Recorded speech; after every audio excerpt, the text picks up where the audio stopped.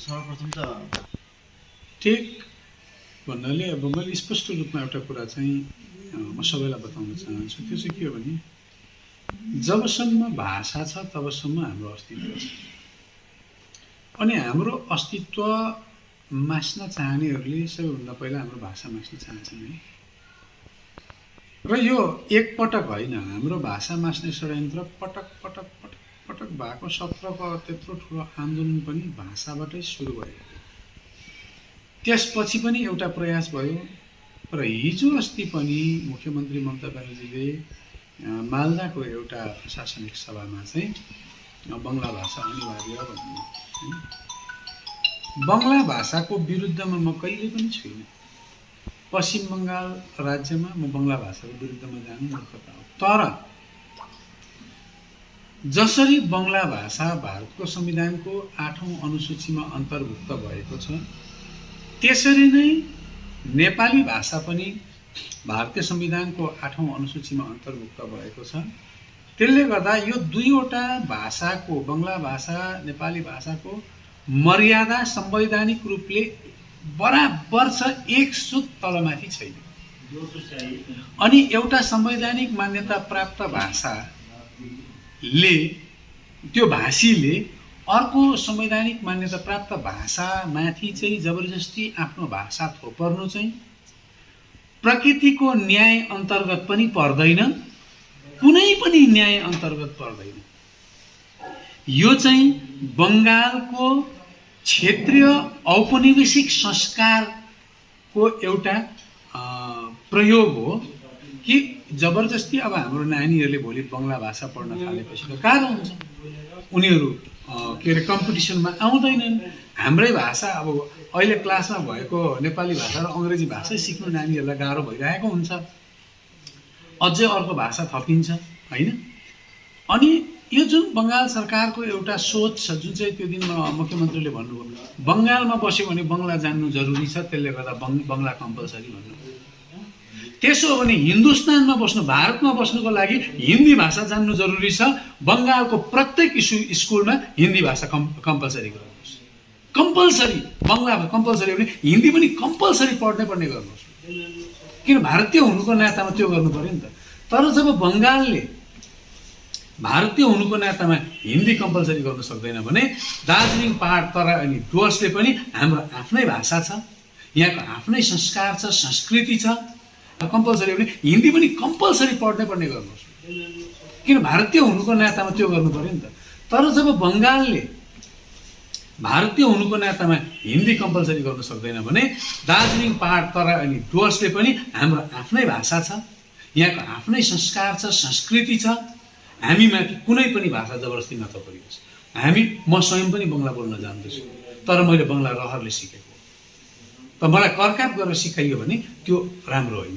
करले दिएको त खाए खा, नभए तँलाई चाहिँ म यिनीर गर्दन काट्छु भने त म त खिर पनि खान्न नि त। तर माया गरेर दियो भने म त नुनको चिया पनि खान्छु नि होइन। त्यसले गर्दा मैले स्पष्ट अडान लिएर यो निर्णय सरकारले नलियोस् भनेर मैले एउटा पत्र मुख्यमन्त्रीलाई पठाएँ। त्यसपछि मैले हिजो अस्ति क्रामक्पाको सभामा एउटा स्थापना दिवसको दिन पनि मैले एउटा चुनौती नै दिएँ। सरकार तपाईँको, मुख्यमन्त्रीलाई चुनौती दिएको, प्रशासन तपाईँको, सबै कुरा तपाईँको। 8 छ भने पहाड तराई डुवर्समा कम्पलसरी गरेर देखाउनुहोस्, हामी त्यो मञ्चमा जवाब दिन्छौँ। त्यो त्यसो गर्दा सरकारलाई गाह्रो पर्छ। गाह्रो पर्दा अहिले यतै कताबाट 26 तारिक कसैले चिठी लेखेर 27 तारिक मानेको जस्तो गरेको एउटा भएको छ। तर त्यसमा पनि म सन्तुष्ट छुइनँ। किन? त्यसमा पनि डुवर्स छोडिएको छ। त्यसले गर्दा बङ्गाल सरकारको अहिले पनि म चुनौती दिन्छु, 8 छ भने यो डुवर्सलाई पनि अन्तर्भुक्त गरेर कम्पलसरीको नोटिफिकेसन निकालेर देखाओस्। एउटा संवैधानिक मान्यता प्राप्त भाषाले अर्को संवैधानिक मान्यता प्राप्त भाषालाई लगाउन आँटेको चोटको जवाब हामी त्यति बेला दिन्छौँ। पार्टीमा बगावत गरेको होइन, मैले पार्टीलाई माया गरेको। पार्टी गलत बाटोमा हिँड्दैछ, सही बाटोमा हिँड्नुहोस् भनेको। गलत बाटोमा हिँड्यो भने लडिन्छ, सही बाटोमा हिँड्यो भने लक्ष्यमा पुगिन्छ। यसलाई बगावत भन्दैन। कोही बेला घरमा पनि हामीले काम गर्दा, कुनै गल्ती गर्दा आफूभन्दा सानोले पनि बाटो देखाउँछन्, यो त नगरेको भए हुन्थ्यो भनेर। हामी ठुलोले त्यो कुरा मानेको हुन्छौँ। त्यसरी नै पार्टीमा जब हामीले पत्र लेख्दा भएन, गएर मैले कतिचोटि भेटेँ। सङ्गठन, यो पहाड, यहाँको अवस्था, यहाँको राजनीतिलाई बुझाउनुको लागि म एउटा यस्तो विधायक हो जो चाहिँ एमएलए होस्टलमा सुत्छ अनि बिहान 5 बजी नेतालाई भेट्नु चाहिँ सल्ट लेक पुग्छ, 400-450 रुपियाँ ट्याक्सी भाडा तिरेर बिहान 5 बजी चाहिँ के अरे बिहान त्यो जगिङ गर्ने ड्रेसमा दिलीप घोष महाशयलाई भेट्नु पुग्छ। बिहान 5 बजी एउटा नेता भेट्नु जाने अहिलेको राजनीतिमा यदाकदा तपाईँहरूले पाउनुहुन्न। हेर्नुहोस्, त्यति बेला गएर पनि मैले उहाँलाई भने, किन उहाँलाई सङ्गठनको बारेमा थाहा छ, पहाडमा हामीलाई के असुविधा छ, हाम्रो राजनीतिक इस्युहरू कस्तो स्थितिमा छ, हाम्रो प्रतिनिधित्व छैन, जिल्लामा धेरै कुराहरू नमिलेको अवस्था छ, तपाईँहरूले सम्बोधन गरिदिनुहोस् भने मैले हाम्रै पार्टीको राज्य अध्यक्ष जब सुकान्त मजुमदारज्यू पहिलो पटक भाजपा अध्यक्ष हुनुभयो, आज अध्यक्ष हुनुभयो, भोलिपल्टै मैले उहाँलाई भेटेर खदा लाएर यहाँको जम्मै स्थिति बुझाएर एउटै कुरा भने, म पहाड तराई डुवर्सको बारेमा तपाईँसँग सेपरेटली बात मार्न चाहन्छु, तपाईँले मलाई समय दिनुहोस्, सङ्गठन विस्तारको लागि पनि बात मार्न चाहन्छु, मलाई समय दिनुहोस् भने अहिलेसम्म समय दिनु भएन। अचानक सङ्गठन विस्तार भयो, सङ्गठन फेरबदल भयो, नयाँ सङ्गठन राज्य कमिटी बनियो अनि एउटा पनि भाजपाको प्रतिनिधि छैन। त्यसले गर्दाखेरि म व्यक्तिवादी राजनीतिको लागि भाजपामा आएको होइन। आज भाजपाले मलाई यो ठाउँबाट जुन टिकट दिएको छ, म भाजपाको गुण बिर्सिन्दिनँ, तर भाजपाले मलाई टिकट किन दियो? भाजपाले मलाई यहाँको इस्युजसँग उभिनुको लागि, यहाँको स्वाभिमानलाई चोट नपुगोस्, त्यो यहाँको स्वाभिमानको सुरक्षा गर भन्नका खातिर मलाई भाजपाले टिकट दिएको हो भने आज म जुन निर्णय लिँदैछु गोर्खाको स्वाभिमान बचाउने निर्णय लिँदैछु, स्पष्ट राख्ने निर्णय लिँदैछु। त्यसले गर्दा यसलाई म बगावत भन्दिनँ। मेरो एउटै मात्रै मुद्दा, हिजो अस्ति मैले हाम्रो के अरे राष्ट्र अध्यक्ष जेपी नड्डाज्यूलाई पनि पत्र लेखेँ। पहाडको जनताले बारम्बार भाजपालाई जिताएको कारण, हाम्रो कारण चाहिँ बङ्गालबाट अलग हुनु हो, सेपरेसन फ्रम बेङ्गल हो। यो हाम्रो वार्ता त्यही दिशामा जाओस्, डिरेल नहोस्, तपाईँको दृष्टि त्यहाँ रहोस् भनेर म गएर पनि त्यही नै बोल्ने। देशमा थुप्रै समस्याहरू छ।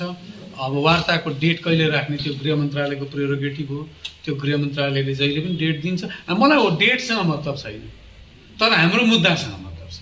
डेट जहिले पनि आउँछ, मुद्दा सही हुनुपर्छ। त्यसको निम्ति हामी सबै नै लागि परेको छौँ। चुनाव भनेको त संवैधानिक प्रक्रिया अन्तर्गतको चुनाव हो, यो देशको व्यवस्था अन्तर्गतको चुनाव हो र कुनै पनि राजनीतिक दलले त्यस चुनावमा सहभागिता लिन्छ नै, अवश्य भाजपाले पनि लिन्छ। सिलगढीमा त भाजपाले आफ्नो उम्मेदवार पनि दिइसक्यो, तपाईँले थाहा पाउनुभयो होला। अब खरसाङको सम्भवतः पर्ने चुनाव भाजपाले अवश्य खरसाङमा पनि आफ्नो उम्मेदवारी त दिन्छ। भाजपा चुनावमा जान्छ। तर तपाईँहरूले सोधिहाल्नुभयो, म एउटा कुरा चाहिँ स्पष्ट राख्न चाहन्छु, त्यो चाहिँ मैले स्वयंले बतौर एउटा विधायक एउटा अडान लिएको छु। तपाईँलाई थाहा छ, हिजो अस्ति भाजपा राज्य कमिटी नयाँ गठन भयो। भाजपा राज्य कमिटी गठन हुँदा हामी लगभग पहाड तराई डुवर्समा 30 लाख जति गोर्खाहरू बसोबासो गर्छौँ। बङ्गालको अन्य प्रान्तको समस्यासँग हाम्रो समस्याहरू मिल्दैन, हाम्रो सामाजिक कुरा मिल्दैन, हाम्रो राजनीतिक समस्या मिल्दैन।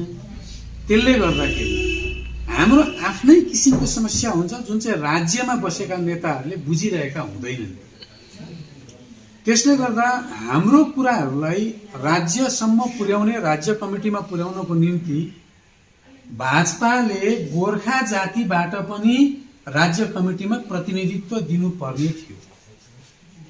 तर यो नयाँ राज्य कमिटीमा एकैजना पनि गोर्खा राज्य कमिटीमा प्रतिनिधि नभएको हुनाले त्यसको प्रतिवाद स्वरूप मैले हाम्रो राज्य अध्यक्षलाई, भाजपा राज्य अध्यक्षलाई पत्र लेखेँ। त्यो पत्रको सही उत्तर अहिलेसम्म मैले पाएको छुइनँ। अनि राज्य कमिटीले पनि फेरि आफूलाई एकपल्ट पुनर्संरचना के हो, एउटा पोस्ट दुईटा पोस्ट बढाउँदा भइजाने कुरा हो, 30 लाख लगभग 30 लाख जनताको प्रतिनिधित्वको कुरा हो। भाजपालाई त हामीले गोर्खाहरूले त बङ्गालमा पहिलोचोटि खाता खोल्नेहरू, हामी राजनीतिक खाता खोल्नेहरू, हामीलाई त्यो सम्मान पनि दिनुपर्ने हो।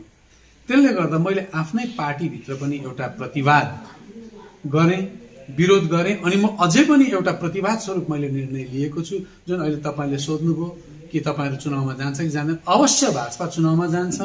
म चाहन्छु भाजपा दार्जिलिङमा आफ्नै खुट्टामा बलियो उभिएको हुनुपर्छ। म चाहन्छु भाजपाको बुथ लेभलसम्म। सुन्नुहोस्, तपाईँले मेरो फेसबुक यसो कोट्याउँदै जानुभयो भने म भाजपामा प्रवेश गर्नुको ठिक 8 महिना पहिला मैले आदरणीय प्रधानमन्त्री नरेन्द्र मोदीज्यूलाई एउटा पत्र लेखेको छु। त्यो पाउनुहुन्छ पोस्टमा। त्यो पत्रमा गोर्खाले चाहेको र हामीले चाहेको, इभन मैले पत्र लेखेँ, हामीले चाहेको चाहिँ बङ्गालबाट अलग हुनु हो भनेर क्लियर कट लेखेको छु। जान्दै भारतीय जनता पार्टीले मलाई बतौर सदस्य स्वीकार गर्यो।